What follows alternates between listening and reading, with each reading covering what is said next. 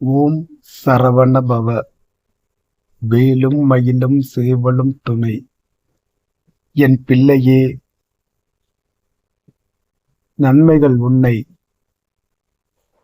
தேடி ஒவ்வொன்றாக வர ஆரம்பித்து விட்டன. முன்பு நீ செய்த நன்மைகளுக்கான பலன் உனக்கு கிடைத்து வரும். வரவேண்டிய உன்னுடைய பணம் வந்து சேரும்.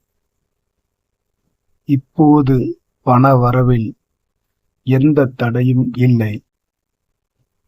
உன் மனதில் இருந்த எதிர்மறை எண்ணமும் மாறிவிட்டது. சஷ்டி விரதத்தின் போது உன் மனதில் இருந்த சங்கடங்கள் இப்போது மாறும். நாளை நீ எதிர்பார்க்கும் நன்மைகள் தொடரும். சிலருக்கு அடுத்தடுத்து சுப செய்திகள் வந்து கொண்டு இருக்கும். இந்த ஆறுமுகத்தை நம்பினாய்.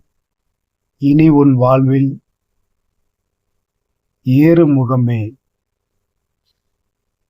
நம்பிக்கையை கைவிடாதே. மகிழ்ச்சியாக இரு. முருகன் அருளால்